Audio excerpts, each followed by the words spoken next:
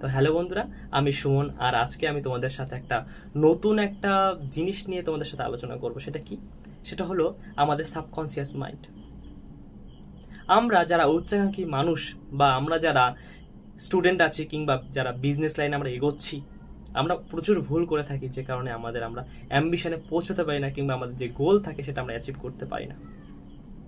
আমাদের যে subconscious mind যেটা আছে সেইটা নিয়ে আজকে আমি আলোচনা করব।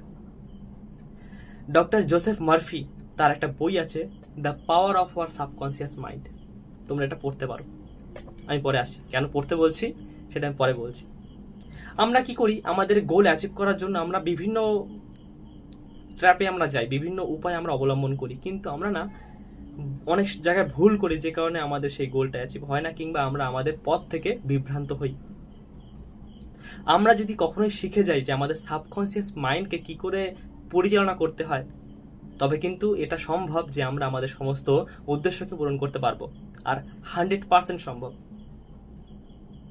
এই জোসেফ মার্ফি তার বইয়ে লিখেছেন একটা জায়গায়, পৃষ্ঠা নাম্বার 14, একজন বৃদ্ধ মহিলা, 75 ইয়ার্স ওল্ড, তিনি তার জীবনের বেঁচে থাকা সমস্ত আশা আকাঙ্ক্ষা হারিয়ে ফেলেছে। তিনি একজন বিধবা এবং তার কোনো সন্তান না থাকায় তিনি এই জীবনে বেঁচে থাকার কোনো মানেই খুঁজে পাচ্ছিলেন না। একটা সময় তিনি মনে করলেন তার জীবনটা হয়তো সম্পূর্ণ ইউজলেস। একদিন হঠাৎ করে জোসেফ মার্ফির একটা লেকচার তিনি দেখেন, এবং সেখানে জোসেফ মার্ফি তিনি এই সাবকনসিয়াস মাইন্ডের যে আসল ক্ষমতা, আসল পাওয়ার, সেটা তিনি সেখানে ব্যাখ্যা করেছিলেন। এবং তারপর থেকে কি হয়? পরিবর্তন।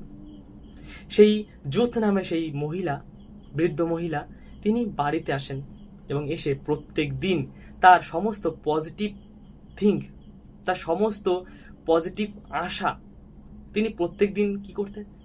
নিজে নিজে উচ্চারণ করতেন, মুখে মুখে বলতেন। এবং এটা সম্ভব হয় যদি তোমরা পারো লিখবে, খাতায় লিখবে, তোমার সমস্ত পজিটিভ আশা আকাঙ্ক্ষা ডেইলি লিখবে। একবার দুবার না, যতবার সম্ভব ততবার লিখবে। এই জুথ নামে বৃদ্ধ মহিলাও ঠিক তাই করেছিলেন। তিনি প্রত্যেক দিন তিনি যা চায়, আমি ভালো আছি, আমি ভালো থাকবো, আমার জীবন অনেক মানুষ আছে যারা আমাকে ভালোবাসে, এবং আমি সত্যিই খুব ভালো আছি, আমার ভালো থাকা দরকার।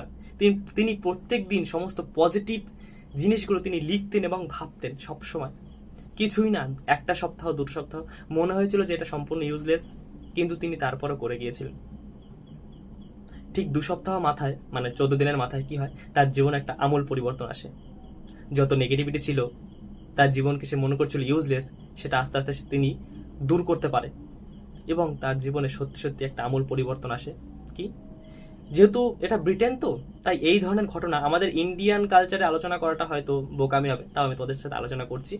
যে তার জীবনে একজন সঙ্গী আসে সেই বৃদ্ধ বয়সে, তিনিও তার মতো এজের, এবং তারপরে কি হয়? একটা সময় তারা একসাথে সংসার ধর্ম পালন করতে লাগে, এবং তিনি জোসেফ মার্ফিকে, এবং তিনি এই ডক্টর জোসেফ মার্ফিকে চিঠিও লেখেন এবং সেখানে জানান যে তিনি আগের থেকে সম্পূর্ণ একটা আলাদা লাইফ তিনি এখন লিড করছেন, এবং তিনি এখন অনেক অনেক গুণ ভালো আছেন, এবং তিনি তার জীবনের এখনও যে কিছু উদ্দেশ্য বাকি আছে সেগুলো তিনি খুঁজে পেয়েছেন, এবং তিনি সত্যি আগের থেকে খুব ভালো আছেন।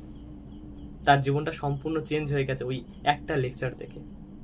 তাই আমি তোমাদেরকে একবার আবারও মনে করিয়ে দিই, তোমরাও পারো তোমাদের জীবনকে পরিবর্তন করতে, শুধু একটা স্টেপ নিতে হবে। কি করতে হবে? প্রত্যেক দিন তোমাদের সেই পজিটিভ থিঙ্কগুলো, পজিটিভ ভাবনাগুলোকে তোমরা খাতায় লেখো প্রত্যেক দিন। ঠিক যেভাবে নিকোলা টেসলা একটা রুল দিয়েছিলেন, 3-6-9। সকাল 6টার সময়, ঠিক এক্স্যাক্ট 6টার সময় 3 বার লেখো।